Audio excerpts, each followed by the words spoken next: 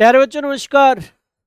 आपने विभिन्न एग्जाम्स में जनगणना से संबंधित सेंसस से संबंधित बहुत सारे क्वेश्चंस देखे होंगे।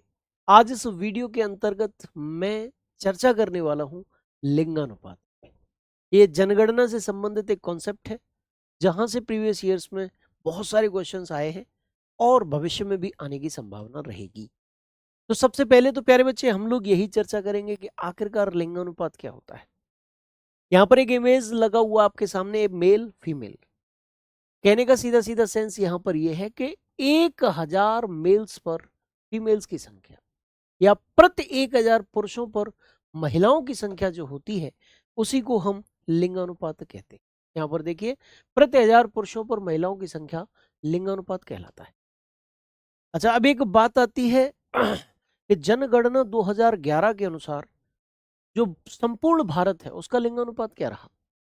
तो लिंगानुपात रहा भाई 943। इसका तात्पर्य है कि 1000 पुरुषों पर औसत रूप से 943 महिलाएं देश में है। यानी कि भाई बहुत बुरी स्थिति है। 57 पुरुषों के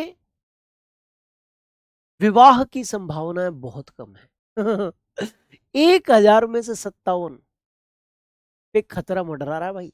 पुरुषों पर विवाह की स्थिति से वंचित रह सकते हैं वो। चलिए जरा हम चर्चा करते हैं लिंगानुपात के आंकड़ों की। भारत के लिंगानुपात के साथ साथ क्वेश्चन ये भी पूछा जाता है आपसे परीक्षाओं में कि सर्वाधिक लिंगानुपात वाला राज्य कौन सा है, न्यूनतम लिंगानुपात वाला राज्य कौन सा है, सबसे ज्यादा लिंगानुपात वाला केंद्र शासित प्रदेश कौन सा है, न्यूनतम लिंगानुपात वाला केंद्र शासित प्रदेश कौन सा है। ऐसे करके क्वेश्चंस आपसे बनते रहते हैं।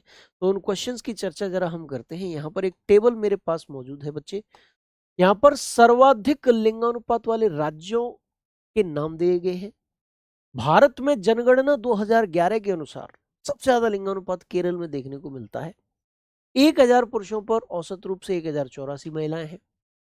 इसके बाद तमिलनाडु, आंध्र प्रदेश, मणिपुर का स्थान आता है। अगर हम न्यूनतम लिंगानुपात वाले राज्यों की चर्चा करें भाई कि न्यूनतम लिंगानुपात कहाँ है, तो न्यूनतम लिंगानुपात वाले राज्यों में सबसे पहले स्थान आता है हरियाणा का। किसका स्थान आता है? हरियाणा का स्थान आता है बेटा। 879 महिलाएं हैं 1000 पुरुषों पर औसत रूप से यहाँ। उसके बाद जम्मू कश्मीर और सिक्किम का स्थान आता है। आप कहेंगे कि गुरुजी जम्मू कश्मीर तो अब केंद्र शासित प्रदेश है, आप कह रहे हो कि न्यूनतम लिंगानुपात वाले राज्य। तो बेटा ये डाटा जो है वो जनगणना 2011 का है, वर्तमान डाटा नहीं है।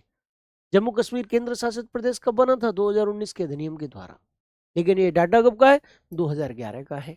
अच्छा, सर्वाधिक लिंगानुपात वाले केंद्र शासित प्रदेश जनगणना 2011 के अनुसार कौन से हैं? तो वो है पुडुचेरी, लक्षद्वीप, अंडमान निकोबार, दिल्ली और चंडीगढ़। यहाँ पर पुडुचेरी का लिंगानुपात कितना है? 1000 पुरुषों पर 1037 महिलाएं, पुडुचेरी का लिंगानुपात। ठीक है जी। अच्छा चलिए, इसके बाद हम बात करेंगे बच्चे न्यूनतम लिंगानुपात वाले केंद्र शासित प्रदेशों की। तो यहाँ दमन-दीव, दादरा नगर हवेली, चंडीगढ़ आते हैं। दमन-दीव में लिंगानुपात 618 है, यानी कि औसत रूप से 1000 पुरुषों पर 618 महिलाएं हैं वहां। अच्छा, आपके संज्ञान में फिर एक क्वेश्चन आ रहा होगा कि गुरुजी दमन-दीव और दादरा नगर हवेली तो वर्तमान में एक हो गए, आप इनको अलग अलग बता रहे हैं। अलग अलग इसीलिए बता रहा हूं बेटा क्योंकि ये डाटा जो है जनगणना 2011 के हैं। ये डाटा किसके हैं? जनगणना 2011 के हैं। इसीलिए दमन-दीव और दादरा नगर हवेली को अलग अलग रखा गया है कि उस समय पर दमन-दीव एक अलग केंद्र शासित प्रदेश था और दादरा नगर हवेली एक अलग केंद्र शासित। तो यहां पर भैया आपने लिंगानुपात के आंकड़ों को जाना, और लिंगानुपात के आंकड़े विशेष तौर पर मैंने इसलिए बताया कि हमारे जो बच्चे हैं वो विशेष तौर पर तैयार हो जाएं पढ़ने के लिए, उनको मोटिवेशन मिले, है ना। क्या करें आप? अब मेहनत कर लें। नौकरी लग गई तो सब कुछ जीवन में बढ़िया रहेगा, नहीं तो दिक्कतें सरेआम हैं। आंकड़े आपके सामने हैं। ठीक है जी।